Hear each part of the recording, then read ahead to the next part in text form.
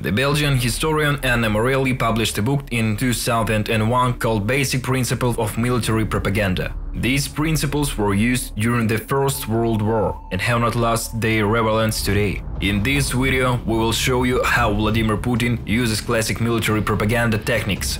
First principle: we don't want war, we are defending ourselves. Today's events are not connected with the desire to infringe on the interest of Ukraine and the Ukrainian people.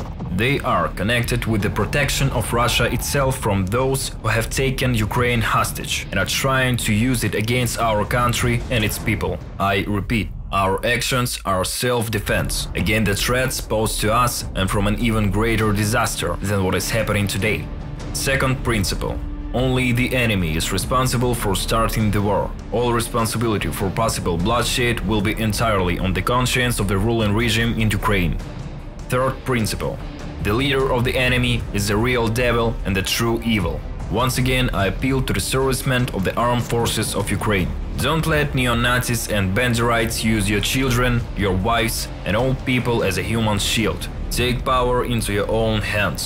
It seemed that it will be easier for us to come to an agreement than with this gang of drug addicts and neo-Nazis who settled in Kiev and took the entire Ukrainian people hostage.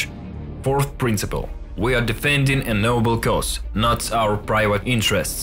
Freedom is at the core of our policy. Freedom of choice for all to independently determine their own future and the future of their children. And we consider it important than this right. The right to choose could be used by all the peoples living on the territory of today's Ukraine. Anyone who wants it. And you and I know that the real strength is in justice and truth, which is on our side. And if this is so, then it is strength and readiness to fight that underlie independence and sovereignty. They are the necessary foundation only on which you can reliably build your future, build your home, your family, and your homeland. Fifth principle: the enemy is cruel and deliberately commits war crimes. I have made a decision to conduct a special military operation. Its goal to protect people who have been subjected to abuse and genocide by the Kiev regime for 8 years. And for this reason, we will strive for the demilitarization and denazification of Ukraine. We will also bring to justice those who committed numerous bloody crimes against civilians, including against citizens of the Russian Federation. Sixth principle: the enemy is using prohibited weapons.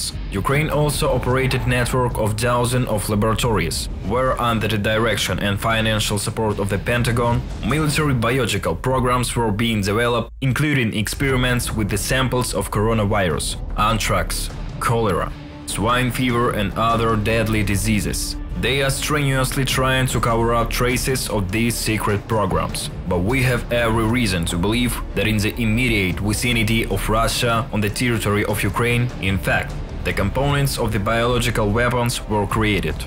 Seventh principle: our losses are small, enemy losses are huge. In total, since the beginning of the special military operation, the following have been destroyed: 145 unnamed aerial vehicles, 1,412 tanks and other armored combat vehicles, 142 multiple rocket launchers, 542 artillery pieces and mortars, as well as 1,211 units of special military equipment. There are no losses in the armed forces of the Russian Federation. Eighth principle: intelligentsia and creative elite supports our cause. Ninth principle: our cause is holy. It is precisely to save people from this suffering, from this genocide that is the main reason, motive and goal of the military operation that we launch in the Donbass and Ukraine. This is precisely the purpose. And here the words from the Holy Scriptures come to my mind. There is no bigger love as when someone gives his life for his friends. These words are from the Holy Scriptures of Christianity, from what is dear to those who profess this religion. But everything lies in the fact that this universal value is for representatives of all peoples and all confessions of Russia, and first of all for our people. 10th principle: those who question our propaganda help the enemy and the traitors. Yes, of course, they will try to rely on the so-called fifth column, on national traitors, on those who earn money here with us but live over there. And they live not even in the geographical sense of the word, but according to their thoughts, according to their slavish consciousness. Any people, and even more so, the Russians people, will always be able to distinguish true patriots from the scumbags and traitors. And they will simply spit him out, like a midge that accidentally flew into one's mouth, spit it out on the panel.